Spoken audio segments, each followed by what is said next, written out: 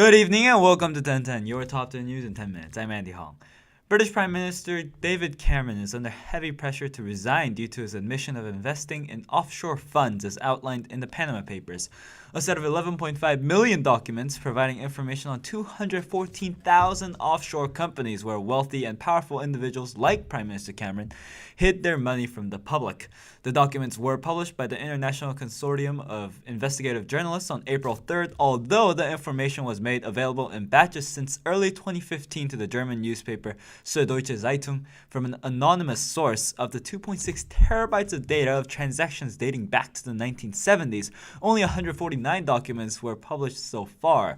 The ICIJ is due to also release the full list of companies involved in the scandal by next month.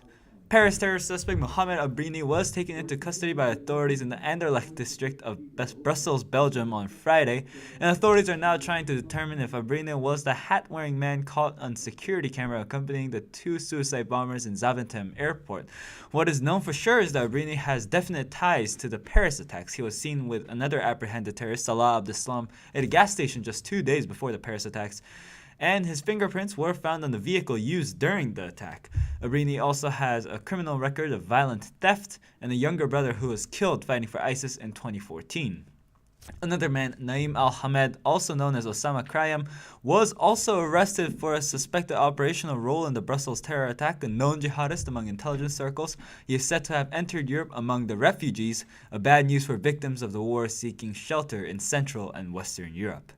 In Somalia, a car bomb killed at least 3 in the capital, Mogadishu. Although no group claimed responsibility yet, authorities are suspecting that the al-Qaeda branch Al-Shabaab had a role in the terror attack, as Al-Shabaab has fought American and Somali forces for about 10 years now.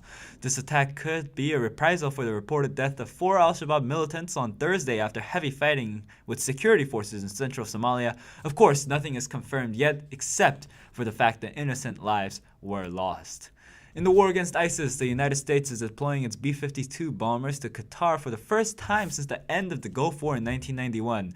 Lieutenant General Charles Brown of the U.S. Air Force Central Command expressed his confidence in the 8-engine bombers, which, instead of its traditional nuclear delivery role, will conduct strategic attack, close air support, air interdiction, and maritime operations. Central Command spokesman Lieutenant Colonel Chris Carnes emphasized the importance of accuracy and dismissed carpet bombing as a viable strategy. Ironic, as the B-52 was first set out to be a lumbering carpet bomber when it first flew in 1952. The 60-year-old design is due to continue to serve the Air Force well into the 2040s. The B-52 is also stationed in Guam to counter North Korean threats, which have been escalating as of late. The KCNA, the North Korean state-run news agency, announced a successful test of a new engine for an intercontinental ballistic missile. This development, along with previous announcements from Pyongyang of miniaturized nuclear warheads and successful hydrogen bomb tests, has analysts on high alert for further aggression. These threats, fortunately, are mostly seasonal. They coincide with the major joint military drills Key Resolve and Full Eagle, which run until April 30th. The FBI has apprehended 33-year-old Brenda Delgado in Torreon, Mexico, just days before she was added to the FBI top 10 most wanted list. She's being held in a Mexico City prison and will face charges of capital murder and unlawful flight to avoid prosecution for the death of Dr. Kendra Hatcher. Delgado will not face the death penalty as provisioned in the extradition agreement between U.S. and Mexico, but if convicted, she could be sentenced to life in prison.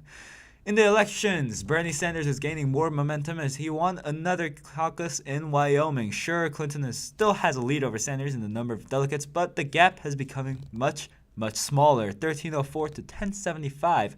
Of the remaining delegates, 55% are in California, New York, and Pennsylvania. They're bracing for one historical election. Ted Cruz also evened the game against Donald Trump as he won Wisconsin. As the Democrats become more and more contentious, the Republicans are heading toward a near inevitable contested convention. But what's making headlines right now are released documents accusing former Speaker of the House Dennis Hastert of sexually abusing at least 4 boys when he worked at a high school as a wrestling coach. Hastert was already due to appear in a court on the 27th for a financial violation case in which he paid $3.5 million to hush an accuser. Now the prosecutors listed 4 boys whom Hastert had abused decades ago, including a deceased 5th student.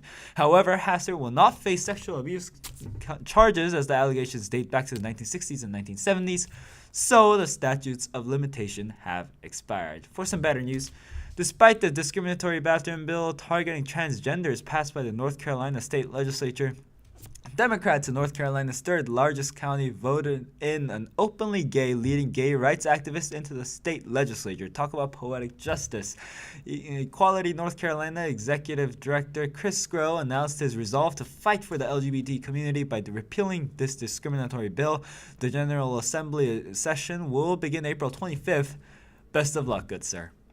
Now, for this week's science news, SpaceX back at it again with the reusable rocket landing. SpaceX has successfully landed a reusable rocket on an ocean platform after 4 previous failures. Back in December 2015, SpaceX had successfully landed a reusable rocket in Florida's Cape Canaveral Air Force Station. However, the mission controller successfully managed to land a reusable rocket to land on a platform in the ocean. The rocket was returning from a delivery of an inflatable habitat to NASA in space. NASA has not attempted a cargo run with SpaceX after the June 2015 mishap when the aircraft exploded soon after takeoff. The achievement is a milestone for the aerospace industry as we can reuse rockets and successfully land them on water, which make up 70% of Earth. And that was the 1010 news for this week. I'm Andy Hong. Thanks for watching. We'll be back with more of your top 10 news in 10 minutes. Stay educated.